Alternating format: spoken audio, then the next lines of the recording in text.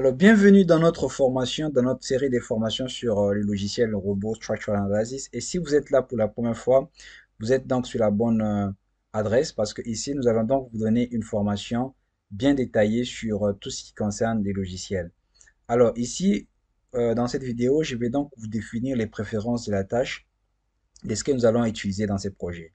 Alors, nous allons cliquer sur conception du bâtiment et vous allez voir ici l'interface qui va apparaître. Ça, vous connaissez déjà.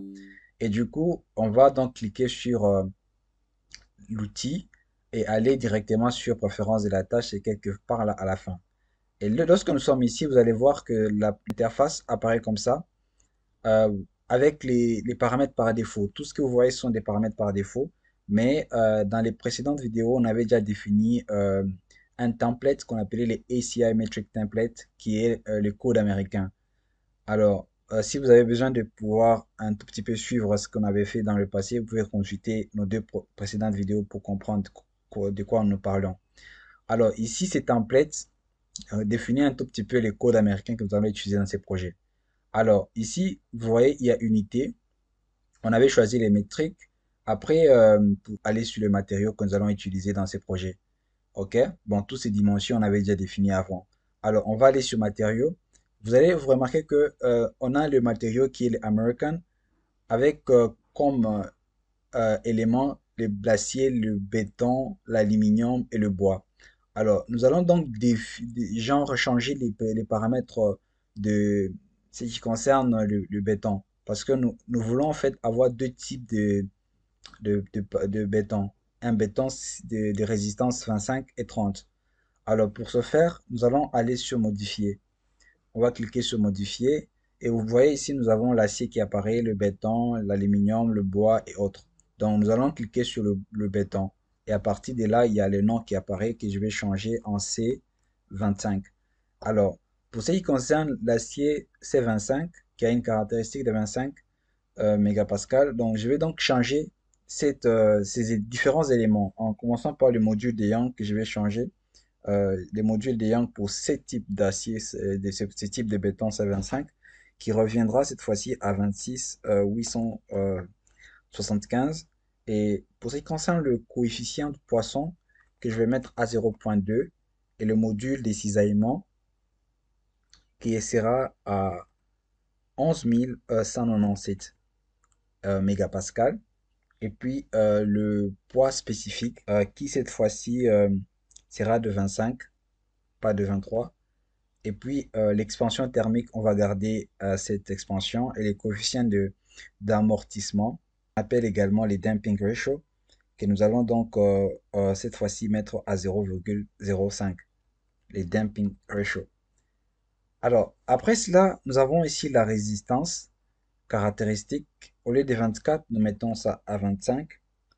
Et ici, l'échantillon, nous allons garder un échantillon cylindrique. Donc ici, j'ai les bétons C25 avec comme caractéristique 26 895. Ici, bon, voilà, c'est tout ce que j'avais déjà défini. Je vais juste aller sur ajouter. Après cela, si je peux rentrer pour voir cela. Vous voyez, ici, j'ai les bétons, c'est 25 qui apparaît.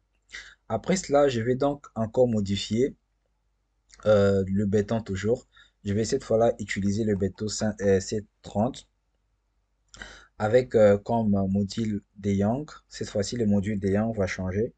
Le module de Young sera de 29 440. Et après, on aura le coefficient de quoi? Le coefficient de Poisson qui va rester le même.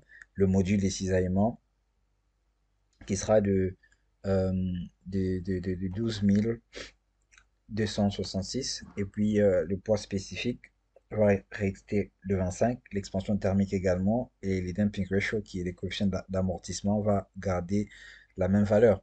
Et ici, nous avons les caractéristiques à la résistance et toute sa caractéristique va rester la même. Et puis, l'échantillon également. Donc, on va surajouter. Alors, ici, vous allez vous rendre compte que lorsque nous allons rentrer dans notre béton, vous allez voir que nous avons les deux bétons C25 et C30. OK? Alors, une fois fini, on va aller sur catalogue. Ici, nous allons dans catalogue aller directement sur les barres d'armature. Bon, pour la plupart des cas, c'est et vous allez trouver ici, par exemple, si vous définissez différents éléments qui seront là, mais bon, pour la plupart des temps, vous pouvez les trouver ici à la fin. C'est ça que nous allons utiliser. Alors, vous allez ajouter cela. Et ici, bon, je sais pas, dans mon logiciel, j'ai du mal à modifier le tableau, mais la plupart du temps, il y a moyen de modifier pour avoir les types de barres que vous voulez utiliser pour la suite. Mais bon, pour ces projets, je crois que nous allons utiliser les barres que eux ont proposées dans les stats ici, dans ces différents catalogues. Alors, une fois que c'est bon, nous allons donc devoir passer maintenant à la norme de conception, par exemple par rapport à la charge qui sera définie. Ici, nous avons par exemple la pondération. On va utiliser la pondération avec ces codes américains qui est là, les IC, les ACI 318 20 11. Il y a aussi moyen de changer ça, vous voyez, il y a moyen de changer et surtout d'ajouter encore d'autres codes que vous voulez. Ça dépend de ce que vous voulez en tout cas. Et puis, pour ce qui concerne le charge de la neige, ça on parlera peut-être après, tout comme les charges sismiques. Et par la suite, Euh, donc, vous allez également voir qu'il y a par exemple l'analyse nodale. Ici, nous avons l'analyse nodale, l'analyse non linéaire, l'analyse sismique, tout ça. On aura le temps de parler de ça, tout ça. Mais bon, pour ce qui concerne le maillage, la plupart des fois, on aura aussi à revenir sur ça, je crois.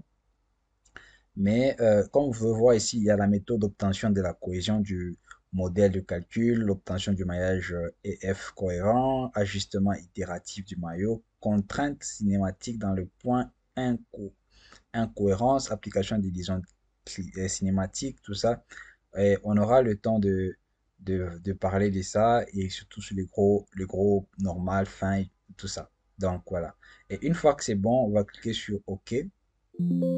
Et puis, les paramètres de la barre ont été définis pour la norme CM66. Convertissez les paramètres pour la norme AS, tout ça. Et on va cliquer Yes. Donc, c'est-à-dire, les paramètres ont été définis.